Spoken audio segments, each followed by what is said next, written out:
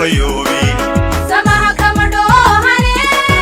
qaranka dhismayay arkaan qadhaqdhigayay arkaan dhammaystirmayay arkaan wanaaga dhashay arkaan dhimciya dhalag bay arkaan qaranka dhismayay arkaan qadhaqdhigayay arkaan dhammaystirmayay arkaan wanaaga dhashay arkaan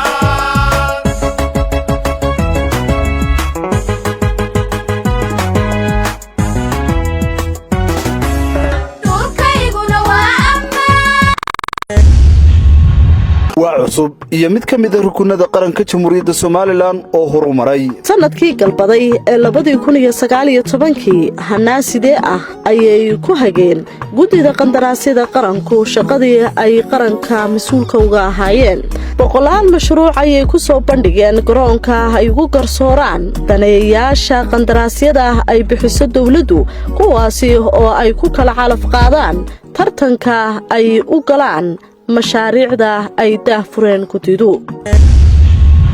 sanad kadib waxa uu qabsoomay gudiga qandaraasyada qaranka Jamhuuriyadda Soomaaliland daafurnaanta tartan loo galo qandaraasyada qaranku waa mid ay bulshada Soomaaliland ka marag fureen waxa qabadka gudidaasi anagoo fulinayna siyaasadda madaxweynaha qaranka mudane Muuse Biixi Cabdi uu ku hogaaminayo xukuumadda waxaanu soo bandhignay tirada guud ee qandaraasyada lagu tartamay sanadkan waa 182 qandaraas oo noocyo kala duwan ah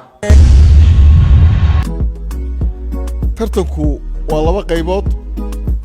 qayb waxa weeyaan waa sealing price-ka qaybna waa dukumenti si short list-ka inta gasha ee laga soo baxo marka hadana dukumentigooda la baara shirkadahaas way imaanayeen dukumentkan u diyaarinayeen process-ka saxda ah ee wanaagsan bay marinayeen foomka qandaraaska soo buuxsameeyeen qandaraaska maalin baa la naadinayay maalin bay furniinkiisu bilowmayay maalin wuu xirmay